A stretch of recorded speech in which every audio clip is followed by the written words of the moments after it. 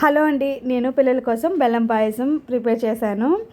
అయితే నేనేం చేస్తానంటే ఎప్పుడు కూడా బెల్లం సిరప్ రెడీ చేసుకుంటాను. అలాగే పాయసంని ఇలా కంప్లీట్గా చల్లారిన తర్వాత బెల్లం పాయసం యాడ్ చేసుకుంటానండి.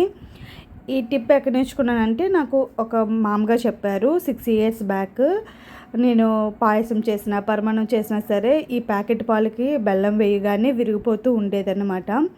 దానివల్ల నేను పడేయాల్సి వచ్చేది, తినేవాళ్ళు కాదు. సరే కదని చెప్పి ఇలా ట్రై చేశానండి.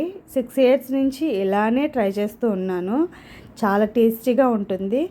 బట్ కొంతమంది ప్రిపేర్ చేస్తారంట, ప్రిపేర్ చేసినా మాకు అలా జరగదు అంటున్నారు. మేబీ నాకైతే ఇప్పటికీ అర్థం కాదు. నేను ఎప్పుడు పాయసం చేసినా పరమాన్నం వండినా సరే విరిగిపోతూనే ఉంటుంది. ఇలా పల్లెటూరులో తీసుకున్న పాలకైతే కనుక మనం బెల్లం యాడ్ చేయగానే ఏమీ విరగదండి.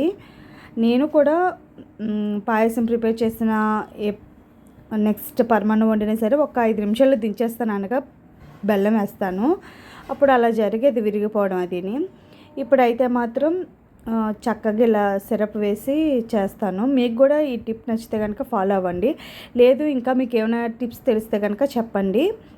నెక్స్ట్ పంచదారతో చేయడం అంతగా మంచిది కాదు కదా పిల్లలకి. బెల్లంతో చేసి పెట్టడం వల్ల వాళ్ళు ఇష్టంగా తింటారండి.